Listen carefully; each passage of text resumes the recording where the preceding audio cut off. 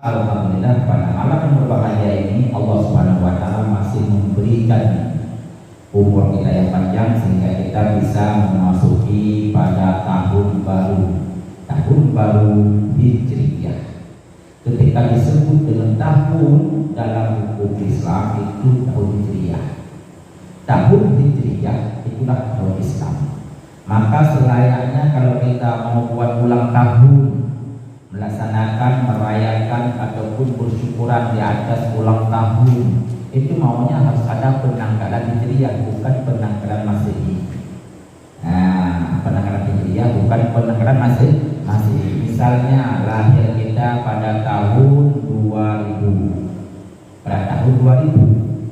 Nah, pada 2000 tanggal 1 Januari tahun 2000.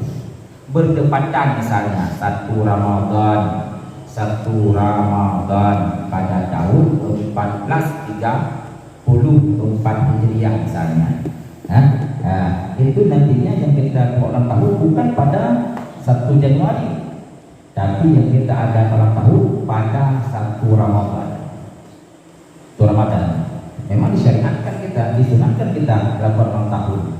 Karena ulang tahun itu bentuk daripada syukuran di atas nikmat umur yang Allah berikan kepada kita. Jadi ulang tahun itu ulang tahun harus sesuai dengan syariat Islam. Pertama, sesuai dengan syariat Islam, tahun itu pertama harus tahun Islam, bukan tahun Masehi. Tahun Masehi itu tahun merupakan kiblatnya dari kaum Nasrani. Semua hukum yang berkaitan dengan hukum duniawi, semua hukum yang berkaitan dengan hukum Nasrani, yang berkaitan dengan tahun, itu dikembalikan kepada tahun Masehi. Tetapi beda halnya dengan hukum yang berkaitan dengan Islam. Hukum Islam yang terkait dengan tahun, yang terkait dengan tanggal, itu dikembalikan kepada tanggal Hijriyah, dikembalikan kepada tahun Hijriyah. Misalnya kita sedang membaca kitab bahwa wa aqallu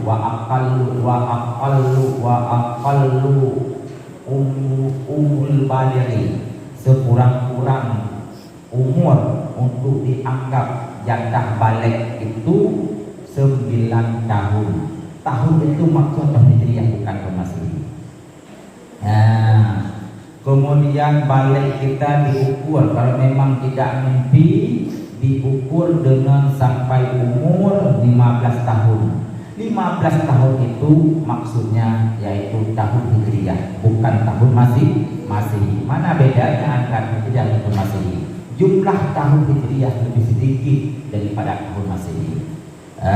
Lebih sedikit daripada Masehi. Kalau memang tahun Masehi berjumlah yaitu 360 hari, Hijriyah kurang di 11 hari. Tidak sampai 360. Artinya selisih jumlah hari untuk tahun Hijriyah dan tahun Masehi. Tahun Hijriyah selisihnya yaitu lebih banyak tahun Hijriyah 11 hari. Kalau kita punya umur, kita hitung dengan tahun Masehi misalnya 30 tahun, itu artinya sudah 31 tahun untuk dianggap tahun Hijriyah, karena selisihnya yaitu 11 hari. Maka alhamdulillah pada malam yang berbahagia ini kita sudah memasuki yaitu tahun baru Hijriyah. Maka dengan demikian kenapa dianggap tahun Hijriyah? Islam jayanya Islam setelah hijrah Nabi. Sehingga dalam perjuangan Nabi dalam membuat Islam ada periode gelap, ada periode cerah, ada periode perjuangan yang pahit, ada periode perjuangan yang menggembirakan. Periode yang yang pahit, periode yang gelap itu periode di Makkah. 13 tahun Nabi berdakwah di Makkah, tetapi orang Makkah tidak menerima dakwah Nabi. Kemudian berpindah Nabi yaitu ke Madinah dasar izin dan perintah Allah Subhanahu wa taala. Tak kala Nabi tiba di Madinah, saat itulah Islam itu berjaya. Puncak kejayaan Islam setelah perang Badar. Perang Badar itu pada saat Nabi sudah hijrah ke Madinah. Artinya hijrah ini patokan daripada kemajuan Islam. Nah, maka demikian ketika kita memasuki tahun baru, tahun Hijriah, yang tadinya kita dalam keadaan kelam, tadinya kita dalam keadaan kurang semangat, maka mulai sekarang harus timbul semangat baru. Sebagaimana semangatnya umat Islam, sebagaimana semangatnya sahabat Nabi, sebagaimana semangatnya Islam makin maju setelah Hijriah, maka semangat kita dalam belajar pun harus makin menggirak dan maju setelah Hijriah.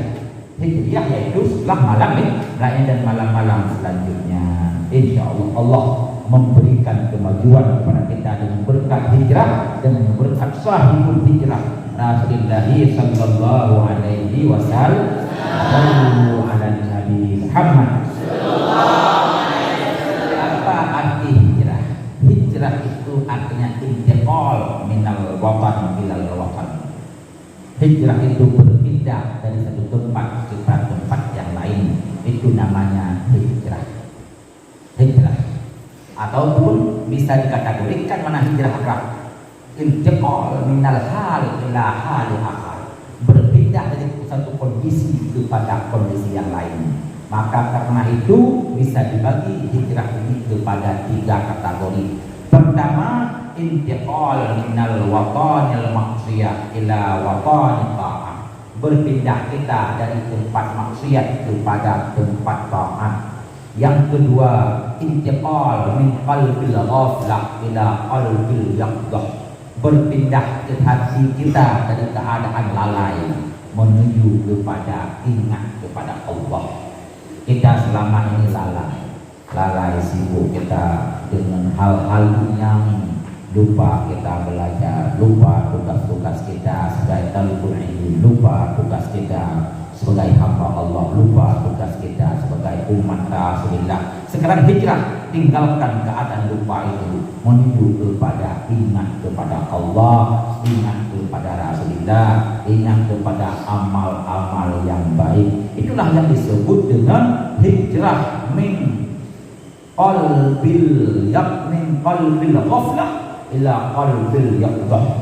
Yang ketiga, hijrah min alamil asbah ila alamil arwah, yaitu berpindah kita intiqal min alamil arwah ila alamil intiqal min alamil asbah ila alamil arwah, yaitu berpindah kita dari alam fisik kepada alam arwah, alam ma'ani. Artinya selama ini terkadang terkait roh kita hanya pada hal-hal yang bersifat materialistis. Terkadang selama ini terkait keadaan kita yang bersifat dengan hal-hal yang bersifat konkret. Sekarang tinggalkan itu, menuju kepada yang sifatnya ma'ani, menuju yang sifatnya yaitu mental, mentalitas, sehingga akhlak kita terdidik dengan akhlak rohaniah yang selama ini terkadang kehidupan kita terkait dengan nafsu, lupa dan terputus dari hubungan dengan Allah Subhanahu wa taala.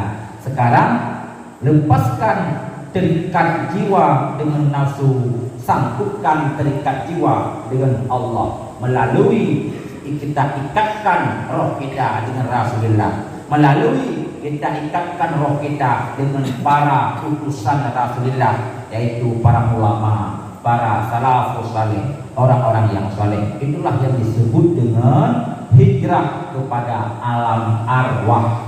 Alam arwah yang tadinya hati kita terikat dengan yang bersifat duniawi, sekarang hati kita bersifat pada Allah Subhanahu wa taala, sehingga disebut pada tempat yang lain bahwa hijrahlah kamu, berangkatlah kamu dari satu kauni kepada mukawwin.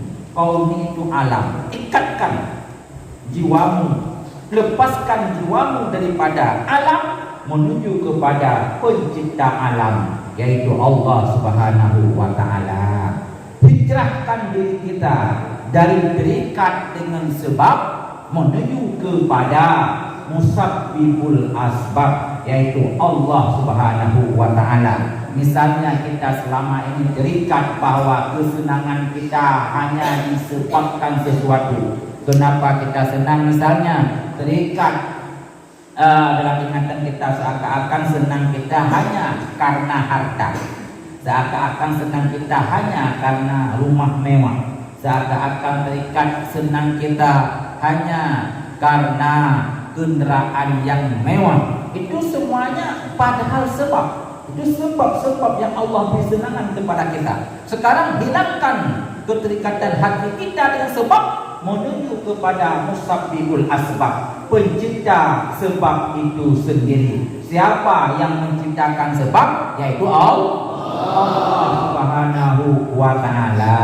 Maka karena demikian, para thalabah yang dirahmati Allah Subhanahu wa Ta'ala, coba hiasilah diri kita, hiasilah akhlak kita dengan akhlak yang makin maju, dengan akhlak yang makin berkembang, dengan akhlak yang makin indah, dengan momentum hijrah ini, dengan semangat tahun baru ini.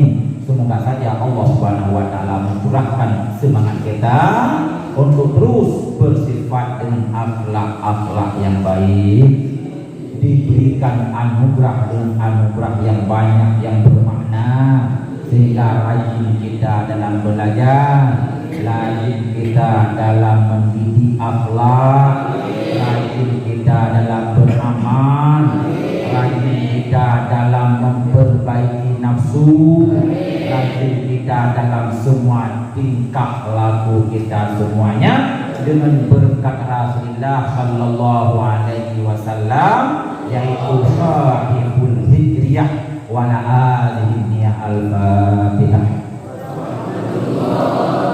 A'udzu billahi minasyaitonir rajim. Bismillah.